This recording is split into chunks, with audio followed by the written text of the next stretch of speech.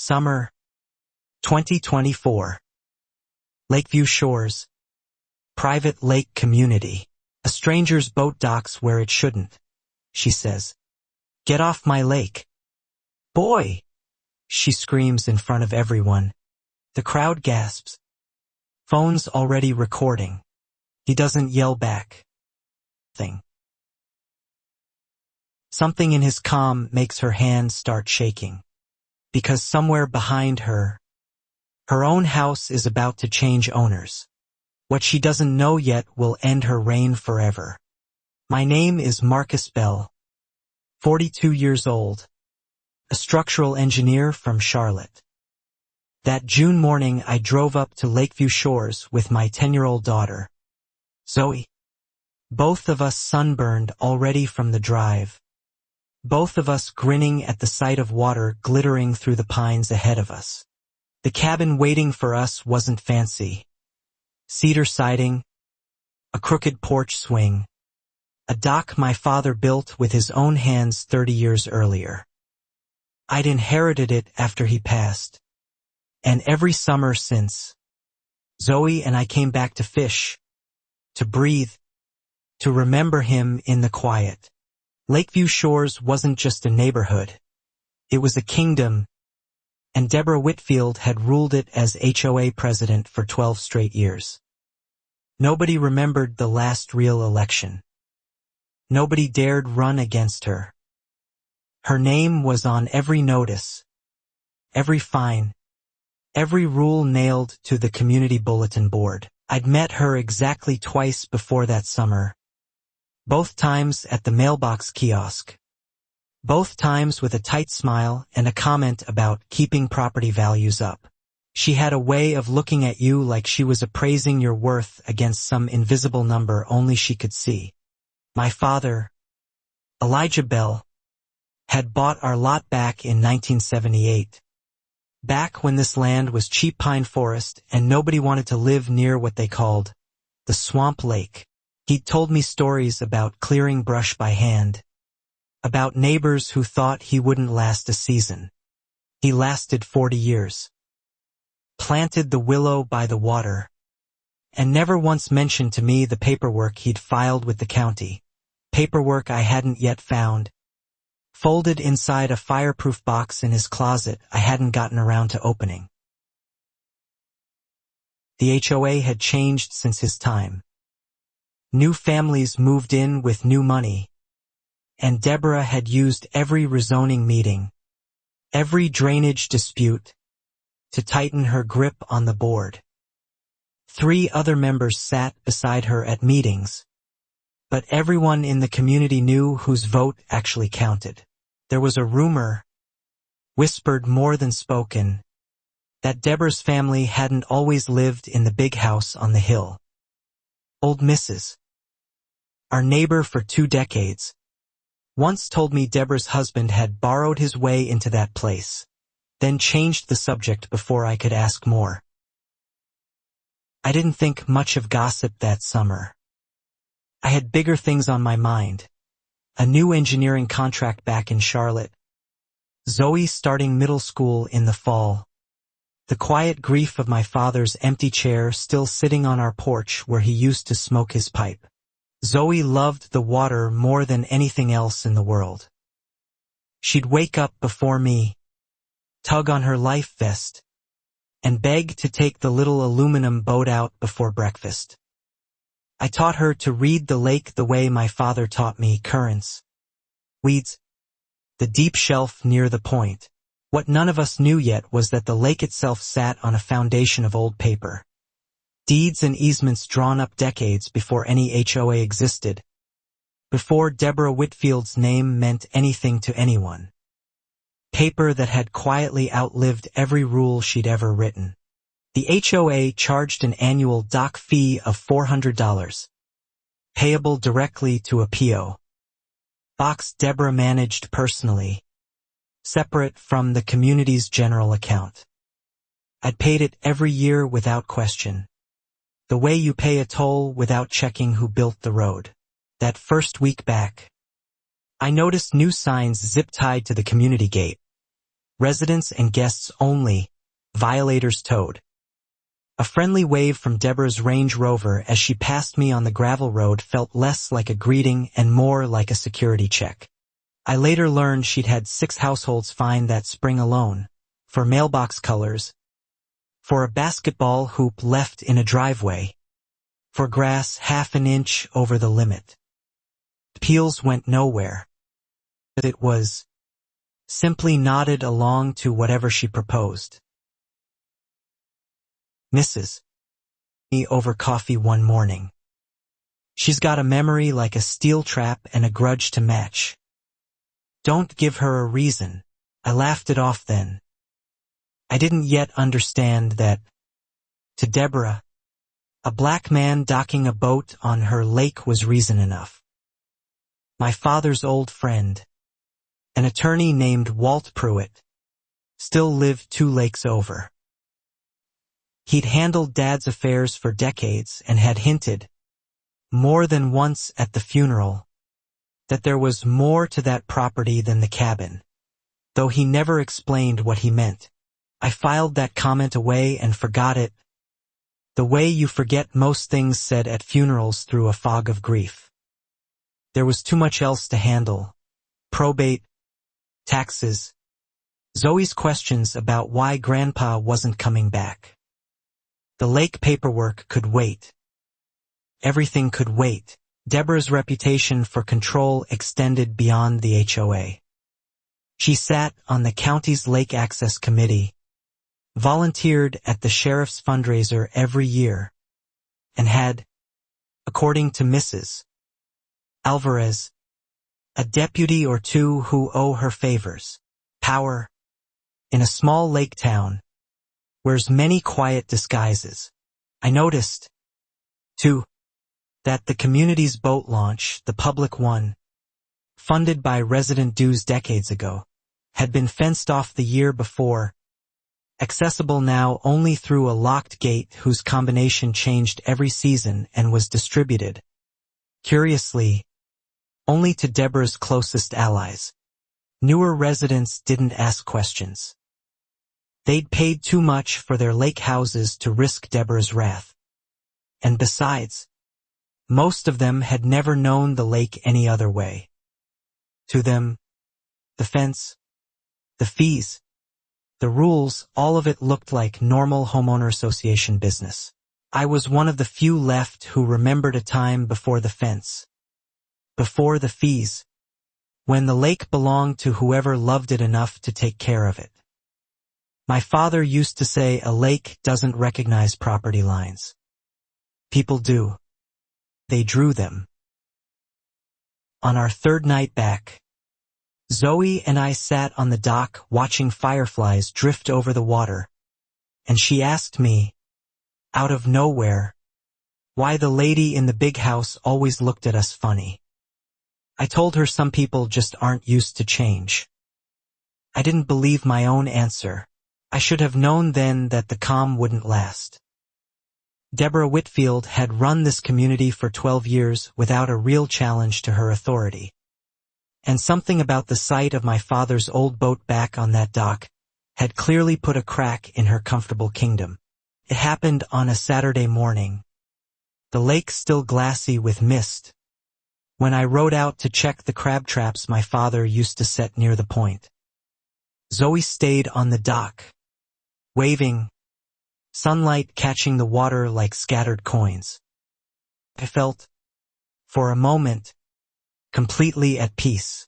Deborah's Range Rover pulled up to the community dock just as I was tying off.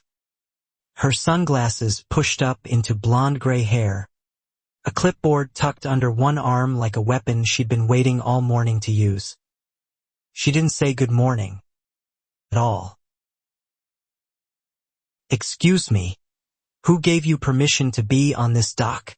Her voice carried across the water, sharp enough that 2 other neighbors walking their dogs stopped mid-stride. I straightened up, water still dripping off my hands, and told her calmly that I was a resident, that this was my father's cabin. She looked at me the way you'd look at a stain on a carpet. This is a private, gated community. I don't recall seeing you at any board meetings.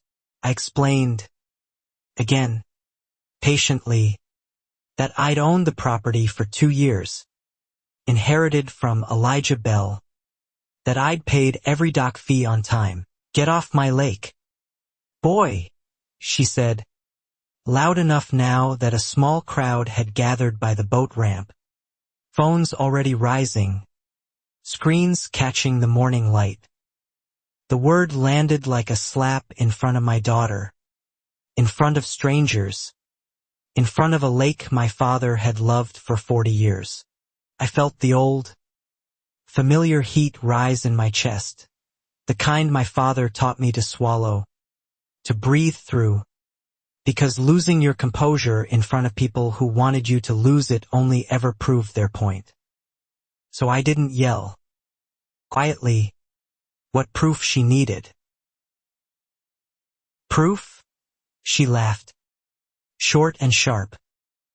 I need proof you belong here at all.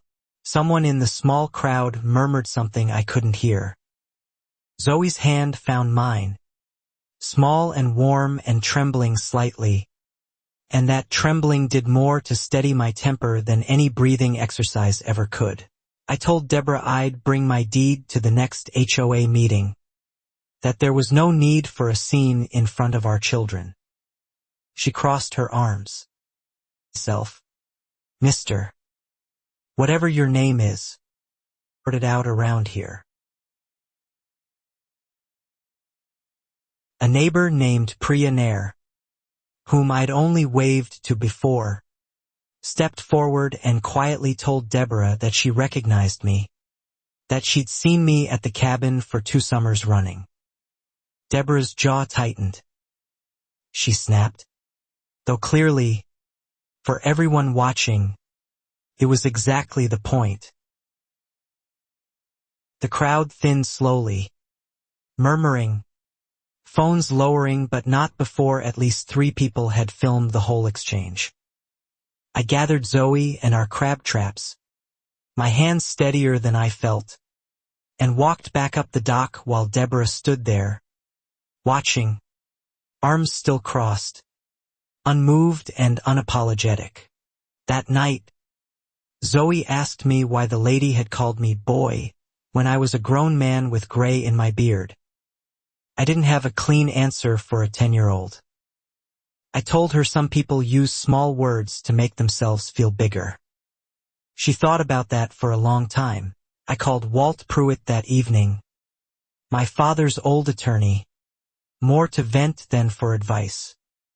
He listened quietly, then asked one question that stuck with me. Marcus, did your father ever show you the fireproof box in his closet? I said I hadn't opened it yet. He told me to. I found the box that night after Zoe fell asleep. Heavy, dented at one corner, the same one I remembered from childhood sitting on a high shelf. Inside were surveys, old letters, and a deed with language I didn't fully understand, referencing something called riparian rights and lakebed parcel 4. I didn't understand the legal terms. Not fully, but I understood enough to know my father had owned more than a cabin. I photographed every page with my phone, my hands unsteady now for reasons that had nothing to do with Deborah Whitfield, and sent them straight to Walt. Walt called back within the hour, his voice tighter than I'd ever heard it. Marcus, I need you to bring the original documents to my office. Don't tell anyone what you found. Not the neighbors. Not the HOA. Not yet. This is bigger than a fence dispute, son. Trust me. The next morning, a laminated notice appeared taped to my front door. Notice of alleged unauthorized dock use. Response required within 10 days. Signed by Deborah Whitfield, HOA president. No neighbor had ever received a notice delivered by hand, taped like a warning. 7 in the morning. I photographed the notice too and drove into town to Walt's office instead of calling. He met me at the door himself, waving off his secretary, and locked it behind us.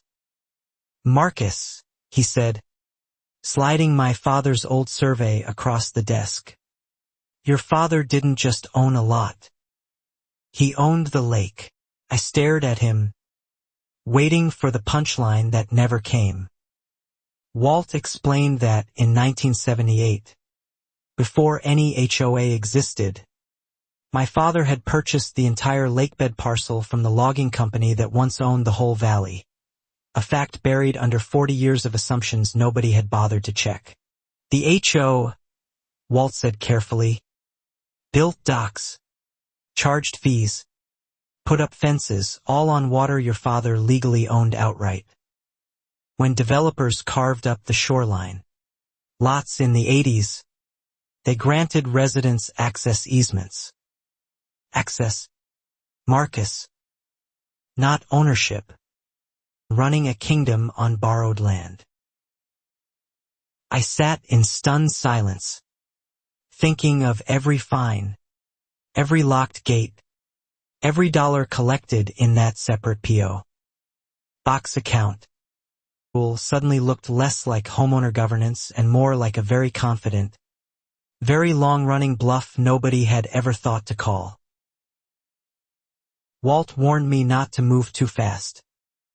"People like her don't go down easy, and they definitely don't go down quiet. You confront her wrong, she'll bury you in lawyers and lies before the truth even gets a foot in the door." I nodded, but something in me had already changed. I decided to handle it the right way first, showing up to the next HOA meeting with a folder of copies. Not the originals, just as Walt advised. I wanted to give Deborah a chance to back down quietly before anything went further. I still believed, then, in the power of reason. The meeting was held in the community clubhouse. Folding chairs arranged in careful rows. Deborah seated at a table up front like a judge presiding over her own courtroom. When I raised my hand to speak, she glanced at the clock and said, "We're on a tight schedule tonight, Mr. Bell." I spoke anyway, calmly explaining that I had documentation showing my father's ownership predated the HOA's easements, that I only wanted the dock notice withdrawn and the matter closed. Deborah's smile didn't move an inch. "Anyone can print anything at a copy shop," she said. And the room actually laughed. I felt the heat rise again, but I kept my voice level, sliding the folder across the table anyway. She didn't open it. Unread, and moved to the next agenda item as though I'd asked about trash pickup schedules instead of 40 years of buried paperwork. 2 nights later, I came home to find a bright orange tag zip-tied to my boat trailer. Notice of impound. Vehicle subject to tow within 48 hours for HOA violations. Zoe found it before I did, tears already forming, asking why the mean lady kept trying to take our things.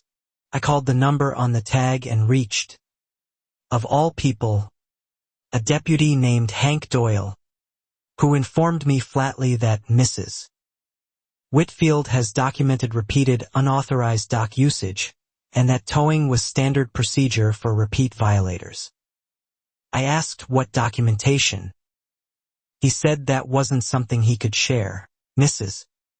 Later, over the fence between our yards, that Hank Doyle's daughter worked part-time at Deborah's real estate office downtown, and that the sheriff himself had spoken at Deborah's husband's memorial service years back. Small towns, she said, run on favors nobody writes down on paper. I paid an emergency storage fee to move my boat off the community lot entirely, parking it instead at a marina 40 minutes away, just to avoid the tow. Zoe cried in the truck the whole drive there, asking why we had to hide our own boat like we'd done something wrong. The gate code changed that same week, without the usual community-wide email notice. When I called the HOA line, a recording informed residents that updated codes are available upon request from the board. My requests, 3 of them over 4 days, went answered only by silence and one curt voicemail. I finally reached the code through Priya, who'd received it automatically as a verified longtime resident, a category apparently now requiring board approval I'd somehow never been granted despite 2 years of paid dues. She looked embarrassed handing it to me, like she understood exactly what was happening. A rumor started circulating that summer that I was renting the cabin illegally, subletting without HOA approval, perhaps not even the rightful owner at all. I never learned who started it, though I had my suspicions, given how closely it matched the exact accusation Deborah made that first morning. At the community pool, another mother pulled her daughter away from Zoe mid-splash fight, murmuring something about checking with the board first before letting the girls play together again. Zoe came home confused and quiet, asking if she'd done something wrong. I told her, truthfully, that she hadn't. I began documenting everything, every notice, every voicemail, every dated photograph of a new sign or fence or fine taped crookedly to my door. Walt had told me evidence mattered more than outrage, that the day would come when a pattern, not a single incident, would be what mattered most. Deborah sent a certified letter that week citing Section 4.7, unauthorized watercraft storage, and demanding a $1,200 fine within 30 days or facing a lien against my property. I read the HOA bylaws Walt had pulled for me and found no Section 4.7 existed in the original 1985 covenant. I brought this discrepancy to a board member named Carl Jesperson, a quiet man who mostly nodded along at meetings. He admitted, in a hushed voice by his mailbox, that Deborah had updated some sections herself over the years, and that the board rarely reviewed changes before they were posted. She means well, Carl added quickly, the way people do when they've already stopped believing it themselves. I asked him directly whether he'd ever seen the original deed for the lake bed. He hadn't. Board, turned out, had ever seen it at all. I started attending every HOA meeting after that, not to argue, but to watch, to listen, to note who deferred to Deborah and who merely feared her. The distinction mattered. Fear cracks eventually. Belief takes longer, and I needed to know which one I was truly up against. Zoe's teacher called that fall to mention she'd overheard some classmates, kids from Lakeview Shores, repeating things about our family not really belonging at the lake. I sat with my daughter that night and explained, as gently as I could, what prejudice looked like when it wore a homeowner's badge. She asked if Grandpa would have let the mean lady win. I told her Grandpa never lost a fight by yelling loudest. He won by outlasting people who thought loud was the same as strong. She nodded slowly, the way kids do when they're filing something away to use later. Walt's investigation deepened that month. He pulled county records showing the original 1978 sale, cross-referenced against HOA formation documents from 1985, and found language proving the developers had explicitly excluded the lakebed itself from any transfer to the newly formed association. Access only, never ownership, exactly as he'd said. More troubling, he found that the doc fee account Deborah managed hadn't been audited by the HOA's official accountant in over 8 years, despite bylaws requiring annual review. Nearly $190,000 had passed through that PO box account since Deborah took the presidency. records murky at best. I wanted to go public immediately, but Walt held me back again. You go off half-cocked. She paints you as the angry outsider making wild accusations. You wait. You build it airtight. She can't spin facts she can't argue with. Patience, he said, was the only weapon that couldn't be twisted against me. Deborah, meanwhile, escalated the notices, daily now, alternating between dock violations, unregistered vehicle complaints about my truck. Even a noise complaint filed the one night Zoe and I grilled burgers with music playing at 6 in the evening, well before any quiet hours restriction technically applied. I began keeping Zoe closer to home, less at the community pool, more on our own dock, teaching her to identify bird calls the way my father taught me, trying to shield her from a hostility she was too young to fully understand but old enough to clearly feel. One afternoon, Deborah drove past slowly while I was replacing a rotted dock board, rolled down her window, and said, loud enough for Zoe to hear from the porch, "Careful with that hammer. Wouldn't want an accident on unpermitted property." I said nothing. I finished the board. Priya warned me quietly that Deborah had started calling other longtime residents, reminding them of old disputes, old debts, old favors, rebuilding her base of support ahead of what Priya suspected was coming. A formal vote to revoke my dock privileges entirely, framed as protecting community property values. I asked Walt if such a vote could even legally happen given what we now knew. He said yes until we made our evidence public. The HOA operated on the fiction everyone believed, and fictions, unfortunately, could still pass votes, issue liens, and make a family's life genuinely difficult. That week, I found a small, hand-painted for sale by owner motivated sign staked at the edge of my own front lawn, one I never placed there myself. Someone wanted the neighborhood, or perhaps just Deborah, to believe I was already halfway out the door, defeated and ready to leave.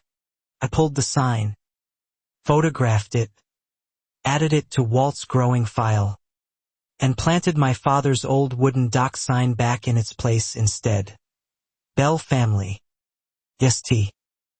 1978. Freshly repainted, facing the road where every car, including Deborah's Range Rover, would have to pass it going in and out. She noticed. The next morning brought a new complaint about unauthorized signage exceeding HOA size restrictions, though half the houses on our road had painted address signs twice its size. The rules, it was becoming painfully clear, only ever applied in one direction. I began to understand that reasoning with Deborah Whitfield wasn't a strategy that would ever work.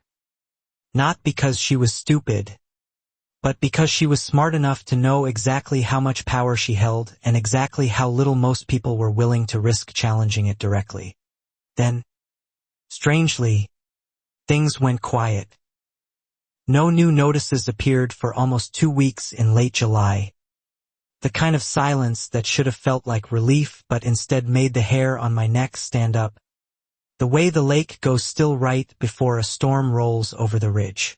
Zoe and I used the calm to actually enjoy the summer again. Swimming at dawn before anyone else was up, fishing off the point, roasting marshmallows while she told me long, elaborate stories about mermaids who secretly ran the lake and punished anyone who was cruel to visitors. Mrs.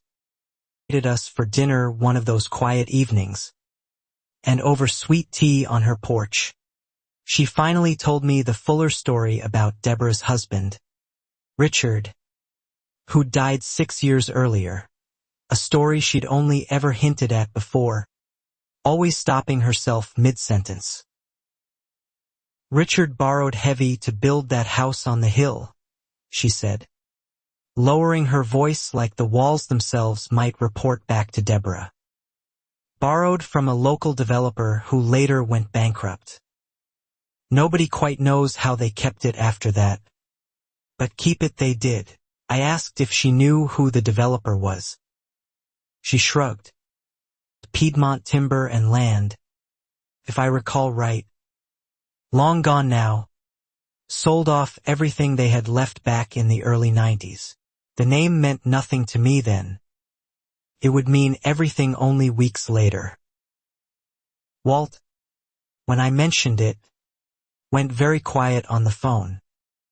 Piedmont Timber and Land, he repeated slowly, was the exact company your father bought the lakebed parcel from in 1978. Marcus, I think Deborah Whitfield's house may be sitting on ground with a far messier chain of title than she knows. I let that sit for a few days, unsure what to do with it, wanting to focus instead on giving Zoe a normal summer while it lasted.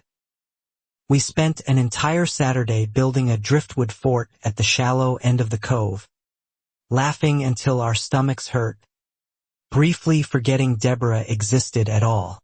Priya stopped by one evening with a peach pie and an apology she didn't owe me, admitting she'd been too quiet at meetings out of fear rather than conviction. You're not the problem here, she said. You never were. That for a while now.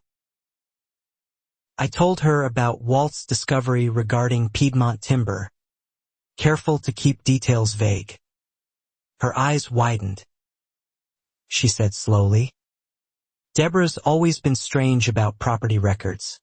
Refuses to let anyone see the original HOA covenant. Says it's proprietary, whatever that even means for a homeowners association. The lull gave me time to finally sit Zoe down and explain, in language a 10-year-old could hold on to, what we'd found in Grandpa's box, that our family owned more of the lake than anyone realized, and that soon, the truth would come out whether Deborah liked it or not. She asked if that meant we could finally use the good dock. The one with the diving platform Deborah always claimed was board members only. I told her yes. Eventually, but that some things needed to be done carefully, the right way, so nobody could say we cheated to get there. Walt filed a formal request with the county recorder's office for a full title history on both my property and, quietly, on the Whitfield residence, framing it as routine due diligence connected to my own boundary dispute. Nobody at the county office thought twice about processing it. The calm broke on the first Monday of August, when Walt called at 7 in the morning, his voice tight with something between excitement and alarm. Marcus, he said, you need to sit down. The title search came back. It's worse and better than either of us imagined. Walt met me at his office within the hour, spreading printouts across the desk like a detective closing in on a decades-old case. Piedmont Timber and Land sold 2 parcels in 1978, he said. One to your father, the lakebed. The other, 40 acres including the hilltop, to a private buyer who never recorded the deed properly. The buyer's name, faded but legible on the scanned county microfiche, was Richard Whitfield. He'd bought the hilltop lot with a personal loan from Piedmont itself. A loan the company forgave partially in exchange for Richard managing timber rights on adjacent land, rights that, per the original 1978 paperwork, belonged to my father's parcel. In plain terms, Walt explained, Richard Whitfield's hilltop purchase had always been legally tangled with the lakebed sale to my father. 2 deeds drafted by the same overworked county clerk who'd apparently made a filing error neither family had ever caught, or perhaps neither family had ever bothered to check. When Piedmont went bankrupt in the early 90s, Walt continued. Their remaining assets, including the disputed easement rights connecting the two parcels, should have reverted to whichever landowner held clean title. That's your father's estate. Which means, Marcus, some portion of the Whitfield house sits on ground you may legally control access to. I sat back in my chair, trying to process the sheer scale of what Walt was describing, unable yet to decide whether it felt like justice arriving or like a burden I hadn't asked for. What does this actually mean for me right now? I finally asked. In practical terms? In practical terms, Walt said. It means when Deborah Whitfield calls you a trespasser, she's standing on a house whose full legal access technically depends on an easement across land your father owned outright. She has been living, quite literally, on borrowed ground for over 30 years without knowing it. I asked whether Deborah could possibly know any of this. Walt doubted it. Not paperwork. Richard likely never told her the details, maybe didn't fully understand them himself. She spent 12 years building a fortress on a foundation she's never actually looked underneath. That's about to change. 2 days later, Deborah escalated in a way that made the timing feel almost like fate mocking her. A formal notice arrived announcing an emergency special meeting of the HOA board. Agenda Item 1. Revocation of dock and common area privileges. Bell residents. Non-compliance with ownership verification requirements. She'd invented, apparently on her own authority, a new bylaw requiring residents to submit notarized proof of ownership within a specified window or forfeit shared amenity.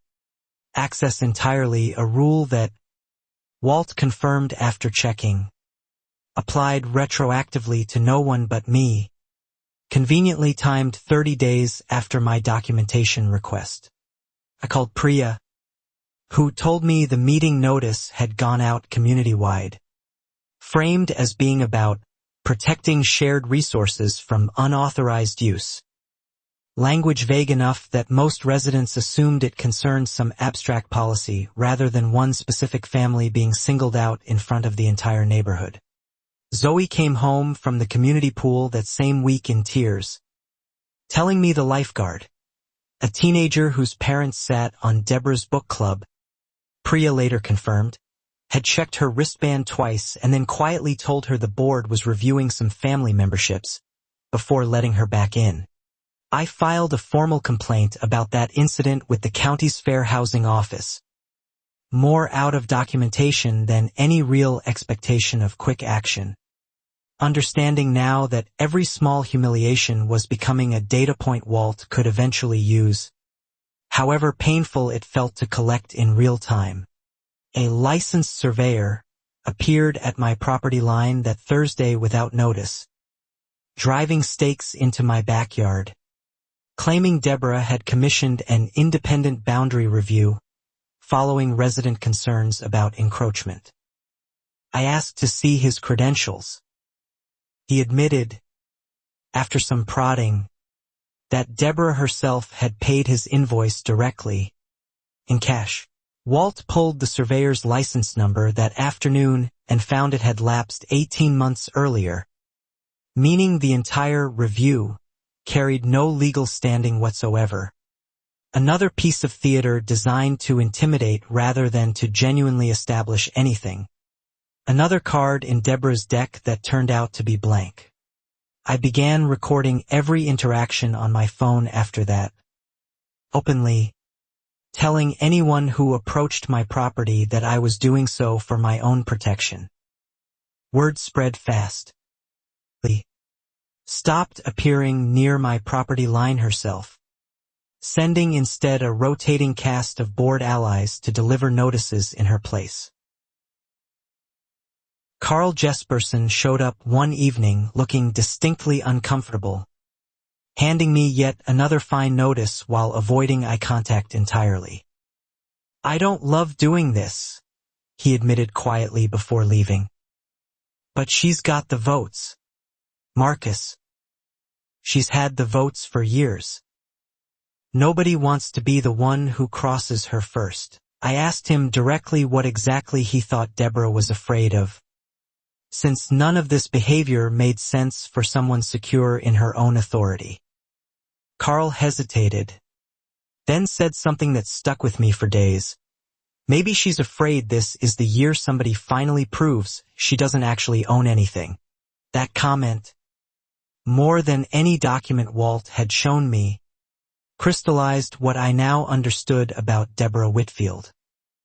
Her rule depended entirely on nobody looking too closely, not at the bylaws, not at the accounts, not at the deeds. My existence on that dock had become an open invitation for scrutiny she couldn't survive. Walt's audit of the dock fee account, obtained through a formal records request Priya helped file as a concerned resident, revealed transfers totaling over $40,000 in the past 3 years alone to an account under Deborah's maiden name, categorized vaguely in HOA minutes as reserve fund management fees. No reserve fund existed on any official HOA balance sheet. No vote had ever authorized a management fee of any kind. The money had simply moved, year after year, from resident dues into Deborah's personal control, hidden behind bureaucratic language nobody had ever bothered or dared to question closely. I brought this information to Priya and, separately, to Mrs. Alvarez, both of whom agreed the emergency meeting Deborah had called was the perfect, terrible opportunity to finally bring everything into the light, rather than waiting for a quieter moment that Deborah would never willingly allow to happen. Walt cautioned patience one more time. The timing has to be exact. Marcus, you want the room full. You want her confident. You want her mid-sentence revoking your rights when the truth lands. Anything less, and she talks her way out of it the way she's talked her way out of everything else. In the days before the meeting, Deborah's campaign against me intensified further, a certified letter now threatening a lien against my property for accumulated unpaid violations, totaling nearly $6,000, a sum that, if unpaid, could theoretically force a legal sale of a home my family had owned for nearly 50 years.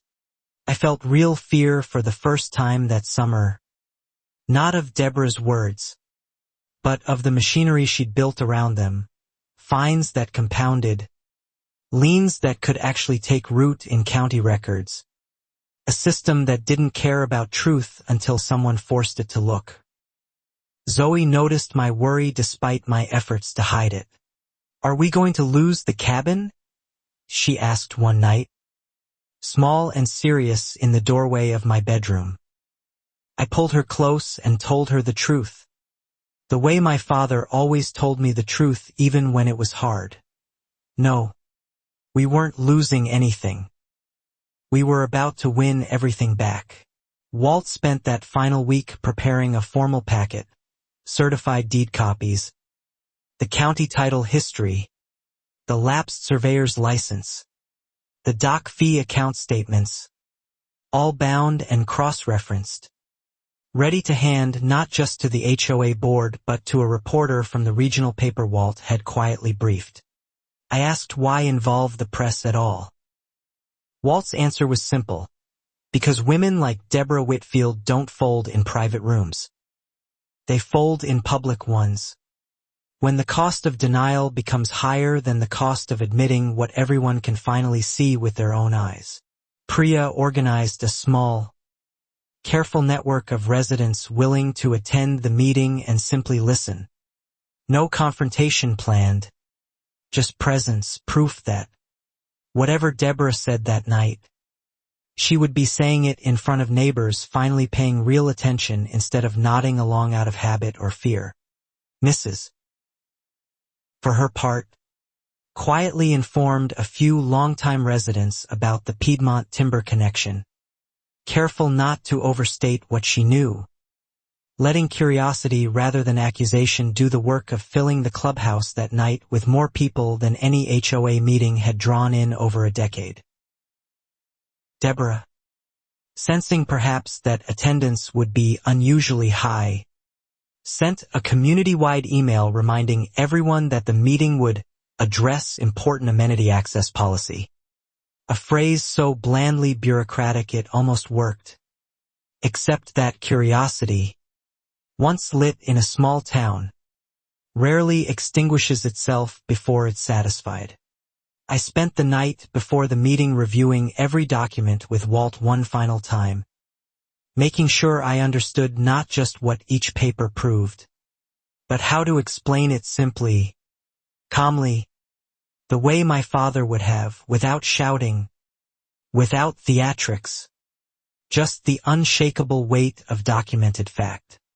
Zoe insisted on coming with me, and after some hesitation, I agreed, thinking she deserved to see, finally, that standing your ground quietly could still mean something, that her father wasn't simply enduring humiliation all summer but building, patiently, toward a moment she'd someday understand the full shape of.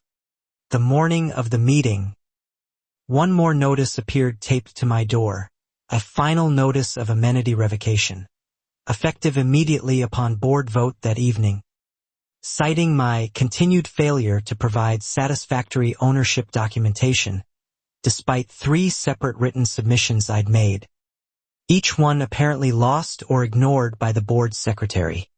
I photographed it calmly, added it to Walt's file, and drove into town to pick up the printed packets he'd prepared. 20 copies bound neatly, each one containing the quiet, devastating truth that Deborah Whitfield had spent 12 years building a kingdom on paperwork that had never actually belonged to her. Walt met me outside the clubhouse an hour before the meeting.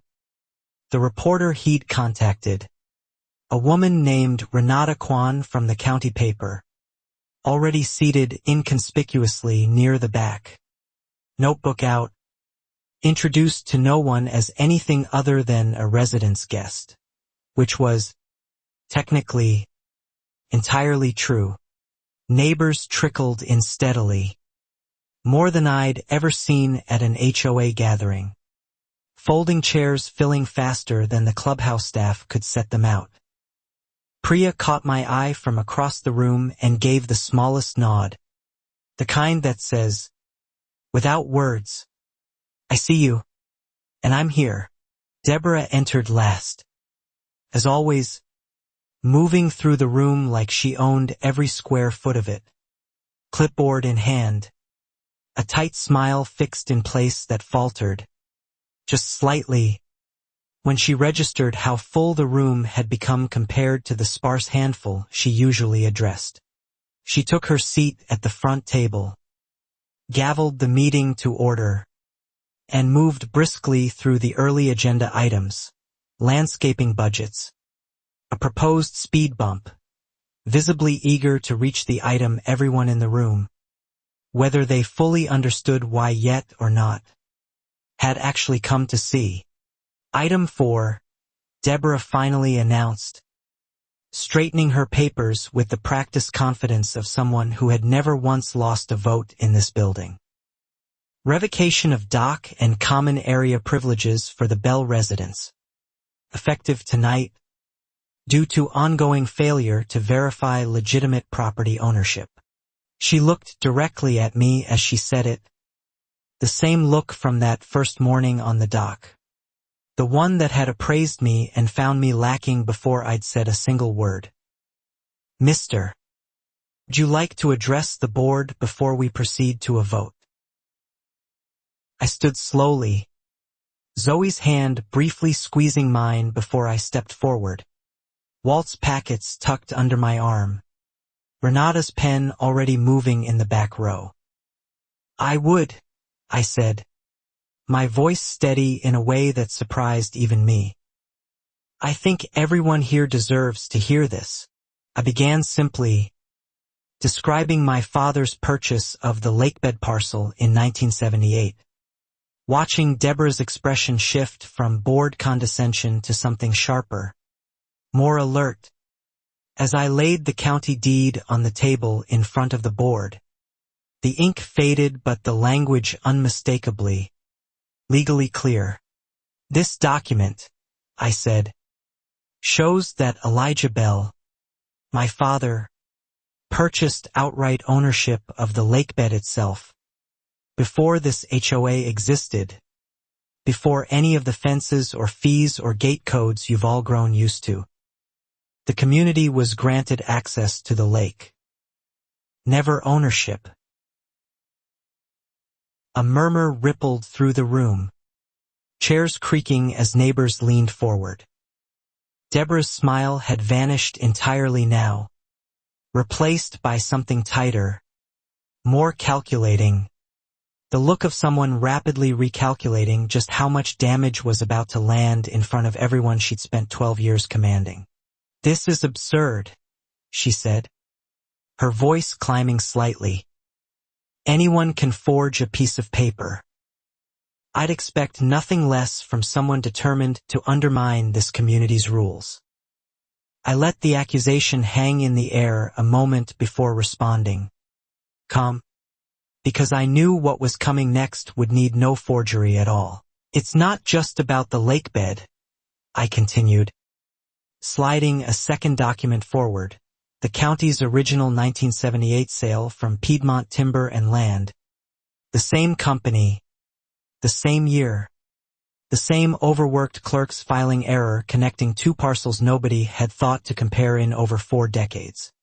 "Your husband, Richard, bought the hilltop lot from the same company that same year," I said, watching the color drain slightly from Deborah's face. "Under an agreement tangled with easement rights on my father's land. Mrs. Some portion of your own house sits on ground you never actually owned free and clear." The room went dead silent, the kind of silence that has weight, that presses against your eardrums. Deborah opened her mouth, closed it, opened it again. That's an old clerical matter, completely unrelated," she finally managed, though her voice had lost the commanding edge it carried moments before. "Unrelated how?"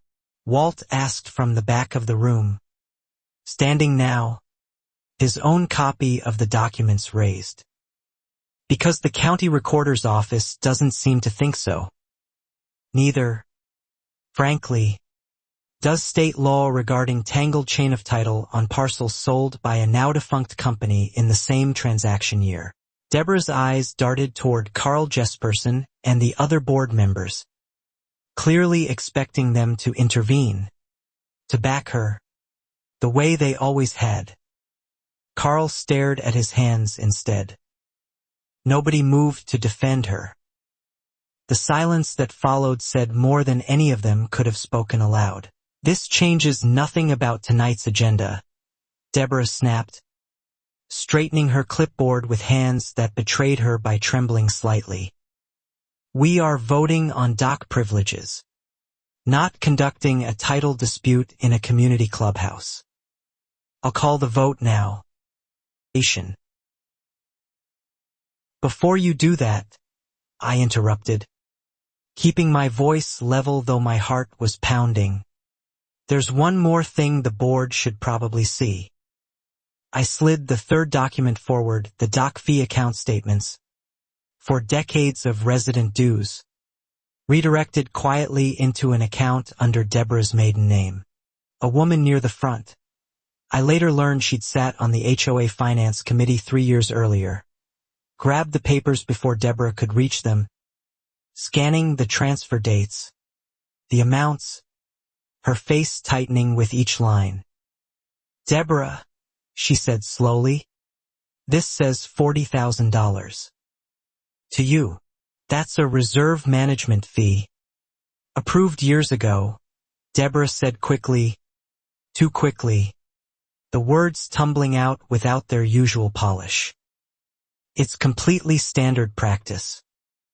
I'd have to check my records to explain the exact. There's no reserve fund. Walt cut in. We checked.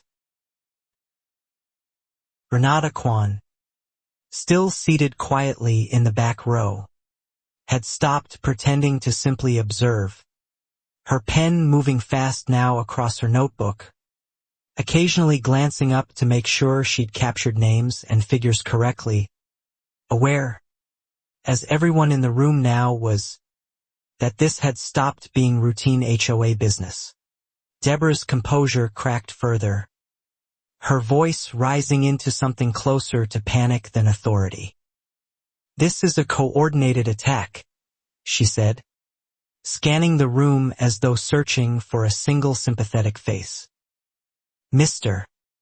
been plotting this for weeks, trying to seize control of this community. Deborah, Mrs. Alvarez said quietly from her seat. The first time she'd spoken all evening. Nobody plotted anything except you. For 12 years. And we all just let you. The room seemed to exhale collectively at that. A tension breaking that had clearly been building far longer than one summer. Deborah turned toward Hank Doyle, the deputy who'd handled the earlier tow, seated near the door in his off-duty clothes, apparently there at her invitation as a show of quiet authority. Hank, these people are harassing me. I want this documented as a hostile incident against a board president. Hank shifted uncomfortably, glancing at the crowd of neighbors, at Walt's neat stack of certified county documents, at Renata's notebook. Deborah, he said slowly, I'm not seeing harassment here. I'm seeing paperwork. That's not really something I can arrest anybody over. And honestly, I shouldn't have come tonight. Desperate now, Deborah lunged for the packet on the table, apparently trying to snatch the documents before more of the room could examine them closely. Walt calmly stepped between her and the papers. These are certified county copies. Mrs. Whitfield. It changes nothing except how this looks to everyone watching. You don't understand what you're doing, Deborah said, her voice dropping now, quieter, almost pleading, a tone I'd never once heard from her before.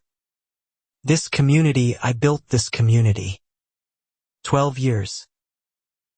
Everything she stopped herself, realizing too late what she'd nearly admitted aloud. Everything you've what? Deborah? Priya asked gently, no malice in her voice, just genuine, tired curiosity from someone who'd spent years quietly complying with rules she'd never questioned closely enough. The whole room seemed to lean in, waiting for whatever honest sentence might finally escape past Deborah's practiced composure. Deborah didn't answer. She turned and walked quickly toward the clubhouse door, clipboard abandoned on the table behind her, Carl calling her name once before falling silent. The other board members exchanging glances that made clear none of them had any intention of following her out into the parking lot. I let her go. It might happen. That cornered people sometimes retreat rather than confront, buying time to regroup rather than genuinely reckon with what had just been exposed in front of an entire community she'd spent over a decade carefully, quietly controlling. The meeting dissolved into stunned conversation, neighbors clustering in small groups, some apologizing directly to me for their silence over the summer, others simply staring at the documents still spread across the front table, reading dates and figures they'd apparently never once thought to question before that night. Renata approached me afterward, asking careful, professional questions, confirming spellings, dates, document sources. I answered everything honestly, aware that whatever she published would reach far more people than had been in that room, and that Deborah, wherever she'd gone, would soon know exactly how badly the night had gone. 2 days later, my truck's tires were slashed overnight, all 4 of them, discovered by Zoe when she went out to grab her bike from the driveway. I called it in immediately. Hank Doyle, notably more responsive now, actually came out to investigate personally, photographing the damage without a hint of his earlier reluctance. There was no direct proof it was Deborah. Of course, she was far too careful for that, or perhaps simply too rattled to think clearly by then. But the timing, 2 days after her humiliation, felt like more than coincidence to anyone who'd been paying attention that summer. Walt filed a police report and mentioned it, in passing, to Renata, who added a single careful line to her follow-up article. Bell reported vandalism to his vehicle shortly after the meeting. Investigators have not named a suspect. Sometimes the most damning sentences are the ones stated most plainly. Zoe was frightened by the slashed tires in a way she hadn't been by any notice or fine before, asking me repeatedly if the mean lady might come to our house at night. I didn't lie to her, but I also installed a motion sensor light and a doorbell camera that same week. Deborah didn't show her face publicly for nearly 10 days after the meeting, though Mrs. Alvarez reported seeing her Range Rover leaving the neighborhood at odd hours, and Carl Jesperson, looking increasingly haggard, resigned from the HOA board entirely, citing personal reasons in a 2-line email to remaining members. The county recorder's office, meanwhile, confirmed to Walt that a formal title review had been opened on both the Whitfield property and the broader HOA easement structure, triggered directly by the documents presented at the meeting, a process that would take months but couldn't now be undone or ignored.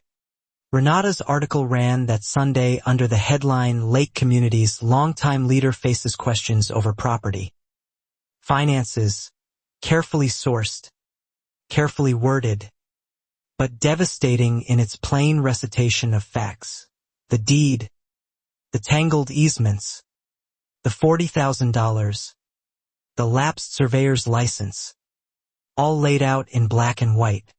The article spread fast through the small town, shared and reshared, commented on by residents who'd apparently been waiting years for permission to say aloud what they'd quietly suspected. Deborah's real estate office, I learned from Priya, received an unusual number of canceled listing appointments that same week. Then, 10 days after the meeting, Deborah did something none of us anticipated. She attempted, according to county records Walt discovered almost by accident, to quickly transfer her hilltop property into a newly formed trust, apparently trying to shield it from the title dispute before the review concluded. Walt explained that such a transfer, attempted mid-investigation, would likely be viewed by the court as evidence of intent to evade legitimate claims rather than a protective measure, potentially weakening her position far more than simply waiting and cooperating with the review ever would have. I felt, watching this unfold from a careful distance, less triumphant than I expected. There was something genuinely sad in watching a woman dismantle her own credibility piece by piece, driven by a fear of losing status that had clearly outgrown any rational sense of how to actually protect it. Mrs. Ever the keeper of the neighborhood's memory, told me she'd run into Deborah at the grocery store that week, and that Deborah had looked, for the first time in over a decade, smaller somehow, like the air had gone out of her all at once. The HOA's interim board, now led by Priya after Carl's resignation and 2 other members stepping back, voted unanimously to formally suspend all pending fines and notices against my property. A motion that took less than 2 minutes and drew no objection whatsoever from anyone remaining in the room. I received, that same week, a certified letter from the county confirming the formal reopening of the entire HOA's founding covenant for review, given the newly discovered discrepancies in the original 1985 transfer documents, a process that would ultimately determine exactly what the association had, and had never actually owned. Deborah requested, through a lawyer of her own now, a private meeting with Walt and me, proposing what her letter called an amicable resolution avoiding further public scrutiny. Walt advised against agreeing to anything private, insisting any resolution happen through the proper county and HOA channels, fully documented, fully transparent.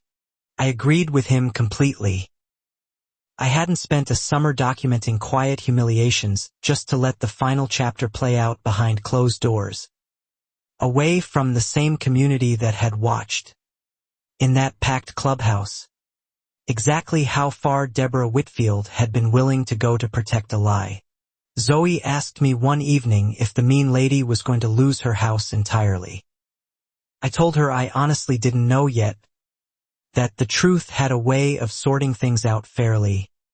Eventually, even when it took its time, a lesson my own father had taught me years earlier.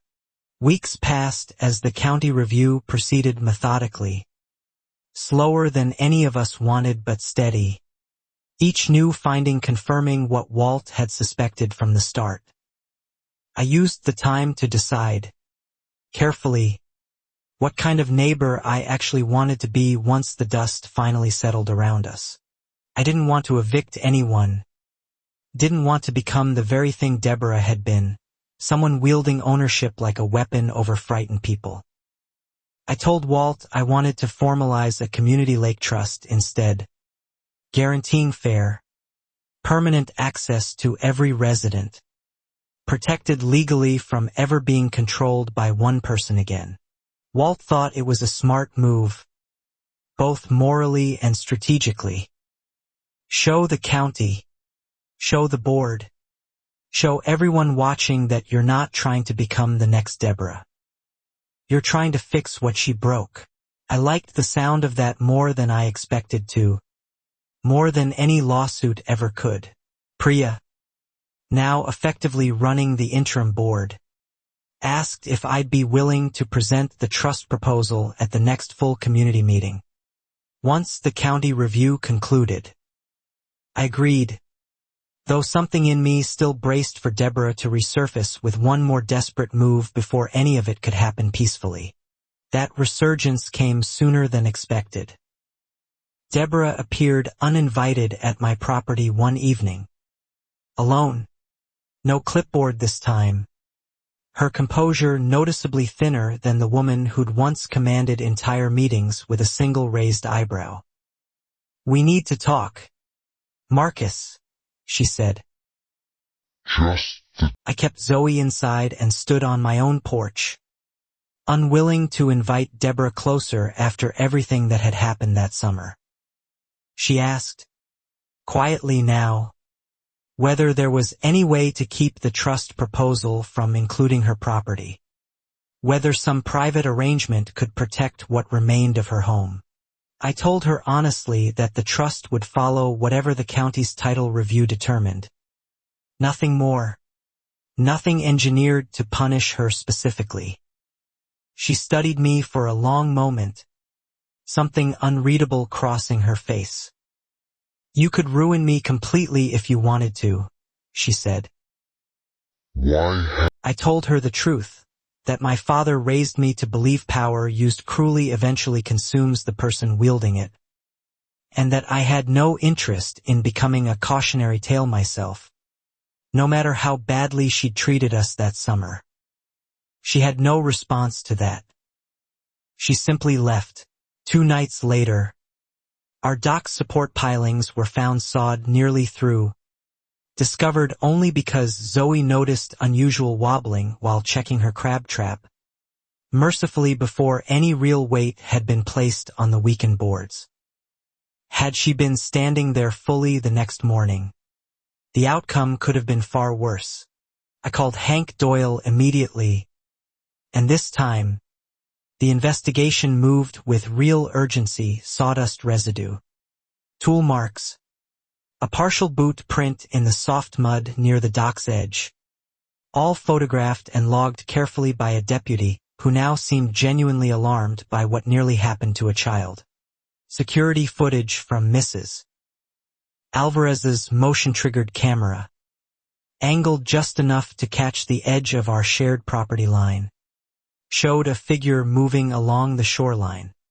Around 2 in the morning, features unclear but frame and posture unmistakably familiar to anyone who'd watched Deborah Whitfield walk through 12 years of meetings. I felt something shift permanently in me watching that footage. Not rage exactly, but a cold, settled clarity. This had stopped being about deeds or dock fees.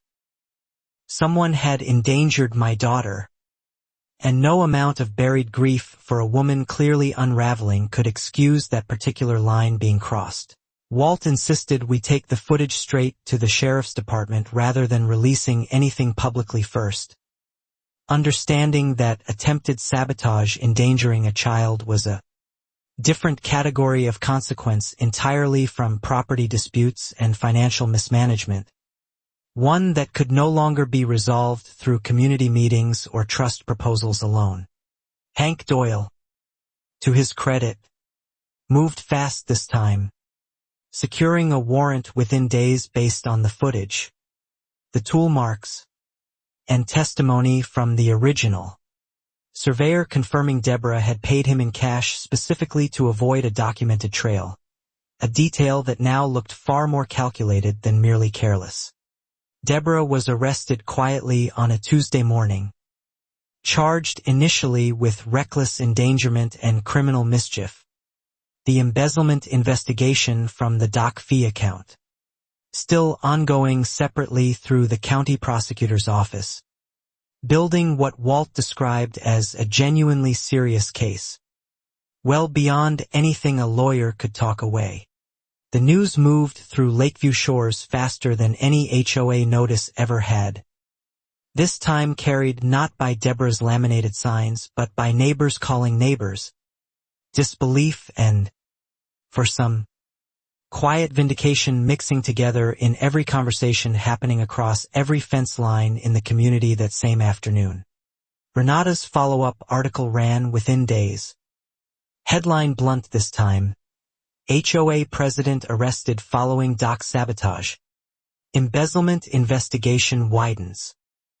I read it standing on our repaired dock, Zoe beside me, both of us finally exhaling something we hadn't fully realized we'd been holding all summer long.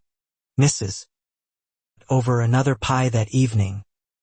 This one clearly meant less as apology now and more as celebration, though she was careful, gently, to remind me that celebrating someone's downfall too loudly rarely sits well in a community that would still need to heal and rebuild together. I took her advice seriously. When the interim board scheduled the community meeting to formally present the Lake Trust proposal, I asked Walt to keep the tone measured, factual, forward-looking rather than triumphant, a chance for Lakeview Shores to build something better, not simply to relitigate everything that had gone wrong.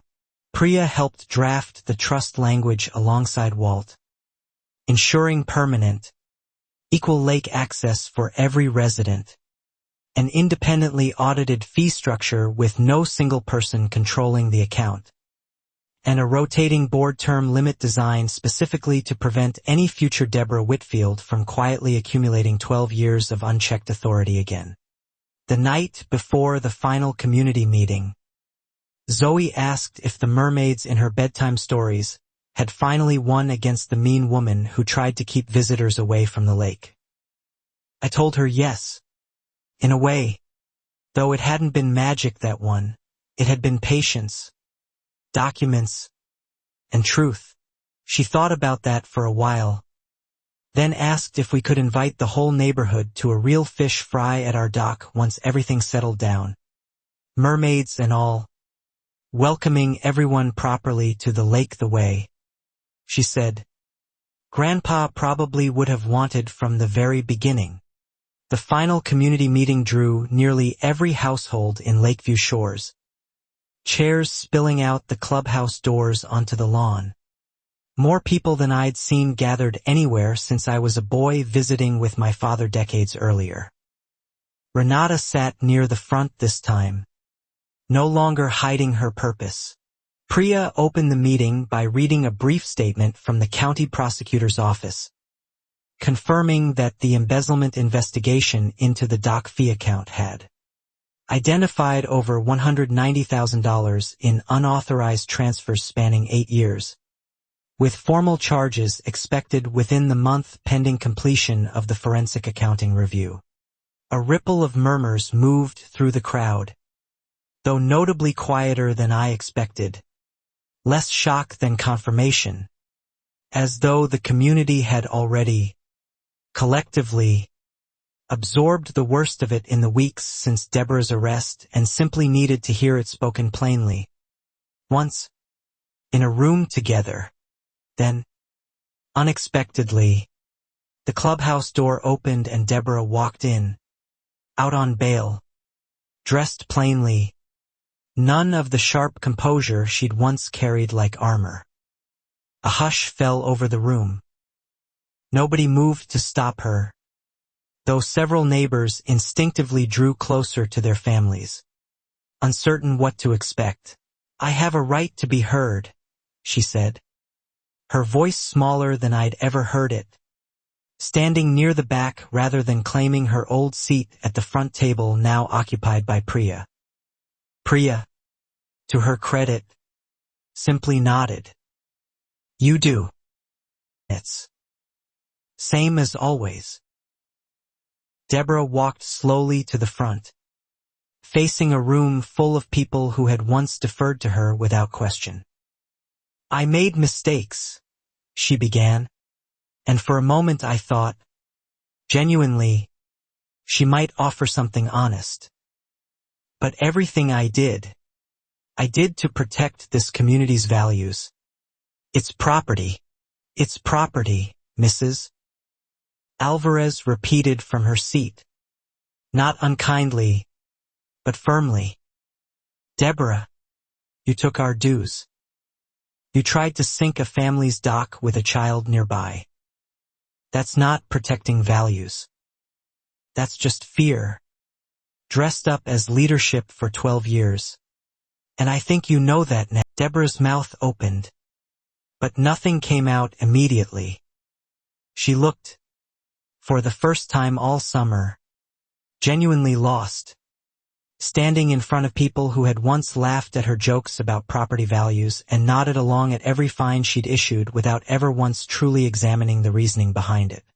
I never meant for anyone to get hurt, she finally said, quieter now, and something in her voice suggested she might even believe it, that somewhere beneath 12 years of accumulated arrogance, a person still existed who hadn't fully understood how far her own fear and control had ultimately carried her.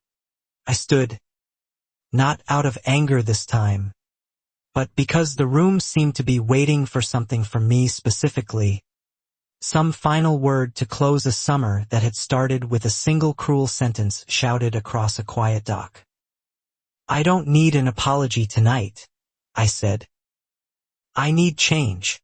I explained the Lake Trust proposal then, calmly, methodically, the way Walt and I had rehearsed, permanent equal access for every resident, an independently audited account, term limits for board leadership, and a formal community fund replacing whatever remained of the old dock fee structure Deborah had quietly hollowed out for years.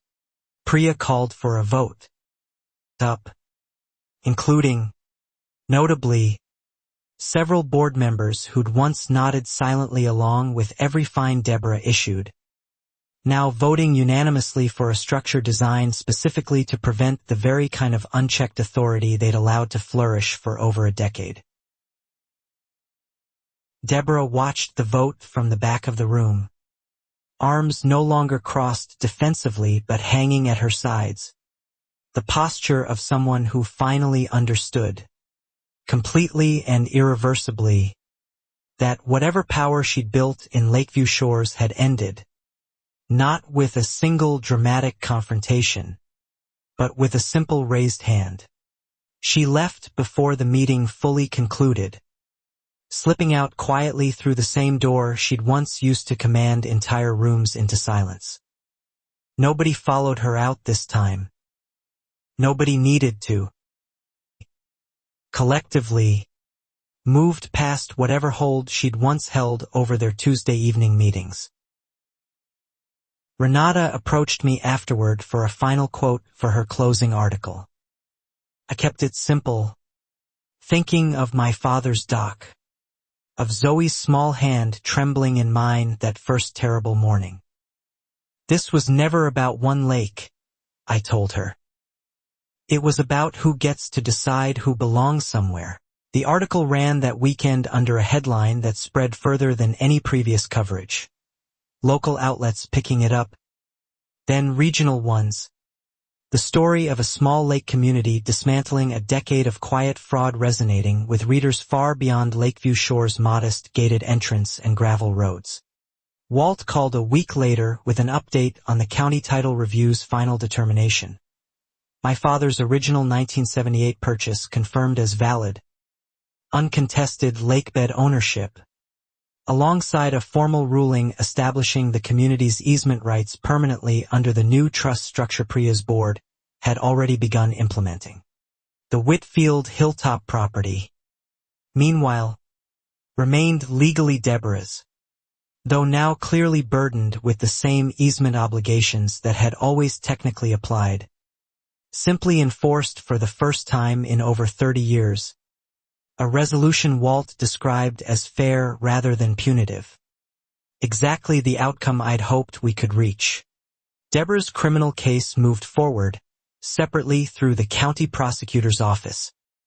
The embezzlement charges eventually joined by the reckless endangerment count from the sawed dock pilings. Evidence Walt said was, by any reasonable legal standard, about as solid as cases in a small town ever tended to get. I didn't attend every court date that followed, choosing instead to focus on Zoe, on the cabin, on the fish fry she'd requested, held finally in early September under string lights. Priya helped us hang along the newly repaired dock, half the neighborhood showing up with covered dishes and quiet apologies. Mrs. Famous peach pie one more time. This one meant, she said, purely as celebration now. No complicated feelings attached. Priya brought her daughters, who spent the evening teaching Zoe an elaborate hand-clapping game while the adults talked long past sunset about nothing more complicated than the weather. Carl Jesperson showed up too, awkward but sincere, apologizing directly for every notice he'd delivered that summer against his own better judgment. I told him what my father always told me, that most people aren't cruel by nature, just afraid, and that fear only wins when nobody else pushes back. The lake itself seemed different that evening, though of course it hadn't actually changed at all. Same water, same willow my father planted decades earlier, same dock rebuilt now with sturdier pilings.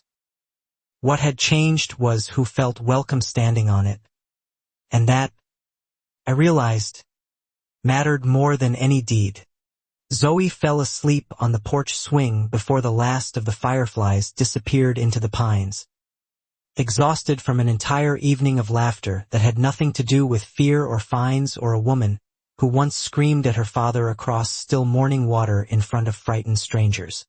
I carried her inside past midnight, passed my father's old chair still sitting on the porch, and thought, for the first time all summer, that he would have recognized this exact moment. Not the vindication, not the headlines, but simply his granddaughter sleeping soundly near a lake finally at peace. The story could have ended there, quietly, the way most real victories eventually settle into ordinary life. But one final piece of news arrived that October, delivered by Walt over the phone, that closed the last open question hanging over Lakeview shores since the night everything first came apart. Deborah had accepted a plea agreement. Walt explained, pleading guilty to embezzlement and reckless endangerment in exchange for restitution and a suspended sentence, contingent on repaying the full amount taken from the dock fee account, along with a permanent ban from ever serving on any homeowners association board again.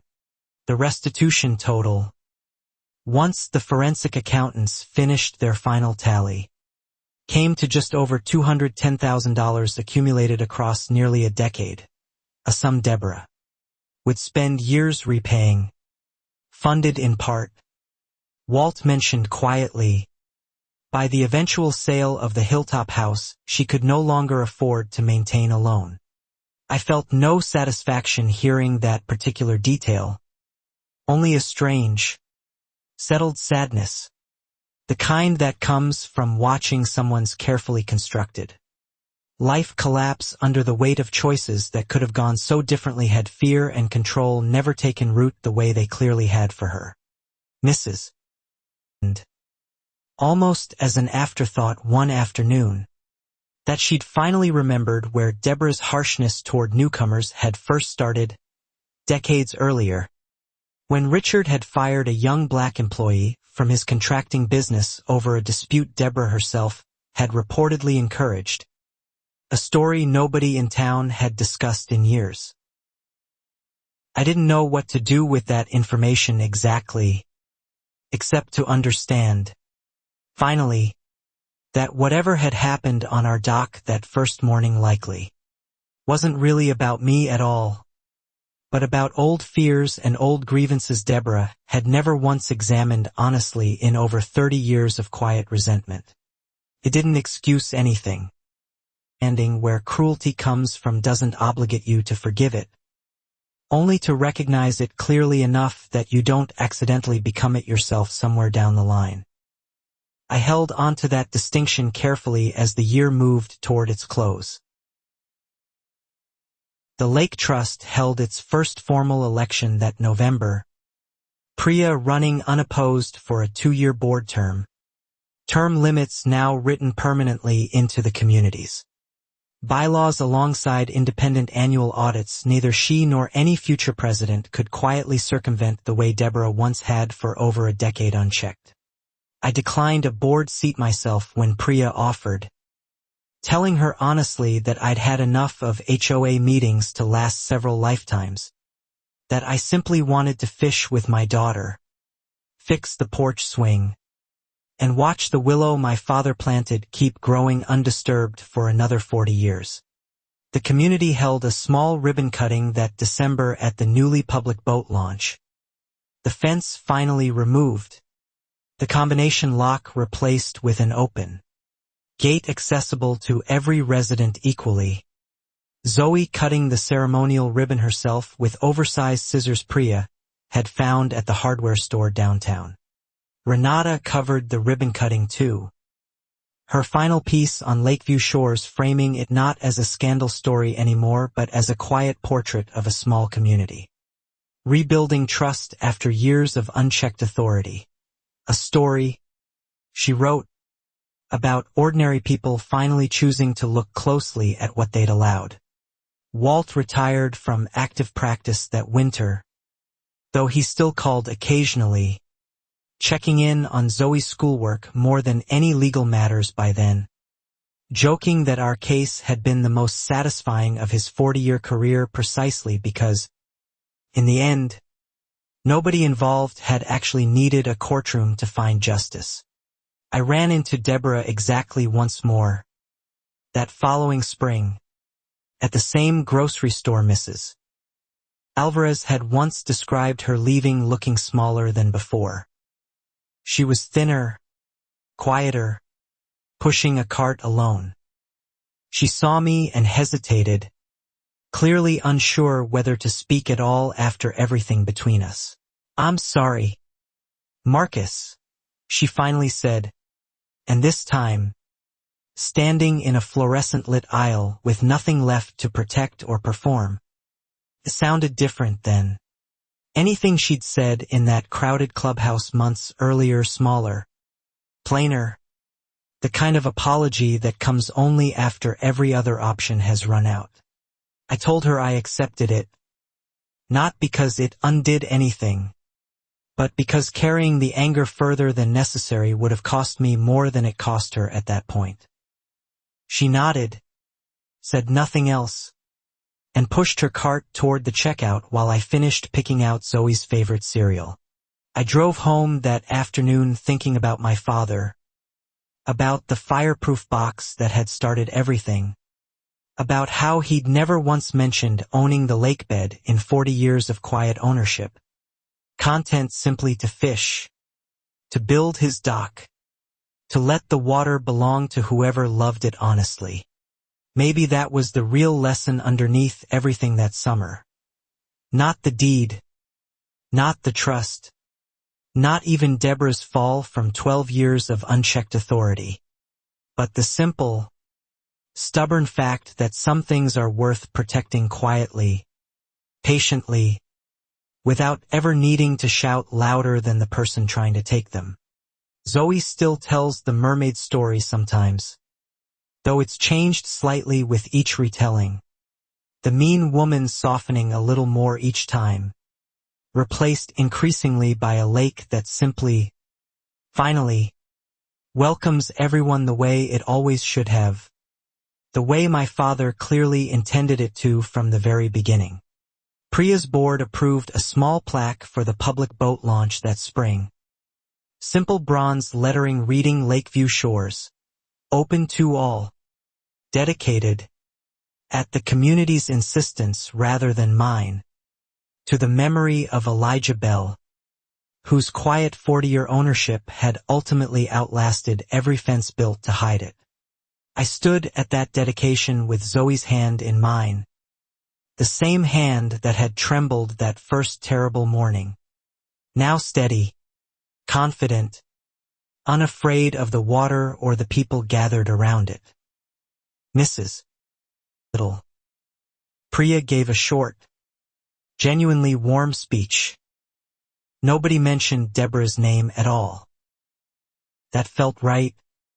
Somehow not erasure, not pretending nothing had happened, but simply the community's quiet decision to build its future around something better than the fear one person had managed to install for over a decade. A fear finally, permanently, replaced by an open gate and a shared willow tree. The dock fee account, audited now every year without exception, funded a small scholarship instead, awarded each spring to a local student pursuing engineering or environmental science. A decision the board made unanimously after Priya mentioned, quietly, that Elijah Bell had once dreamed of studying exactly that before life redirected him. I hadn't known that detail about my father until Priya found it buried in an old community newsletter from the 80s, a small biographical note nobody had thought twice about in decades. Felt, reading it that evening on our porch, like one final quiet gift from a man who never stopped giving them. Life in Lakeview Shores settled into something genuinely peaceful after that. The kind of ordinary summer rhythm my father must have known decades earlier before HOA fees and gated fences replaced simple neighborliness with quiet suspicion. Zoe grew braver on the water each season, less afraid of who might be watching. Deborah completed her restitution payments 2 years later. According to a brief update Walt mentioned in passing, having moved to a smaller house across the county, working, of all things, as a bookkeeper for a small nonprofit. A job Walt said she'd apparently taken quite seriously and humbly. I never learned whether she'd truly changed or simply run out of room to be anything else. My father would have said it didn't matter much either way, that consequences don't require gratitude to be worthwhile. Only enough weight to make the next Deborah Whitfield think twice before doing the same thing. Priya served 2 full terms as HOA president before stepping down gracefully, handing leadership to a young couple who'd moved in specifically, they admitted, because they'd read Renata's articles and wanted to live somewhere that had proven it could correct itself honestly when something had clearly gone wrong for years. The willow tree my father planted grew thick enough by the following summer that Zoe could finally climb its lowest branch, sitting there most evenings watching the water, occasionally waving at neighbors passing by on the newly public launch, none of them ever again needing to wonder if they truly belonged. I kept my father's fireproof box on the same closet shelf where I'd found it, empty now of its original documents but filled instead with new ones, the trust charter, the scholarship bylaws, a photograph of Zoe cutting that ceremonial ribbon, proof that some inheritances only truly finish arriving generations later. Some nights, sitting on that dock with Zoe long after the fireflies have gone quiet, I think about that first terrible morning, about a stranger's voice cutting across still water, and I understand now that she wasn't wrong that someone didn't belong on that lake. She simply had it backward. The lake never belonged to Deborah Whitfield. Not for one single day of the 12 years she governed it like a private kingdom. It belonged, all along, to a quiet man who built a dock with his own hands and never once needed to shout about who owned what beneath the water. It belongs now to everyone who loves it honestly enough to take care of it. Every resident, every visitor, every child learning to read the currents the way my father once taught me, the way I now teach Zoe, patiently, without fences, without fear, without anyone ever needing permission to arrive. My father used to say a lake doesn't recognize property lines, only the people willing to protect it for everyone else. I understand that fully now, standing where he once stood, watching my daughter grow up unafraid on water that finally, truly, belongs to exactly who it always should have.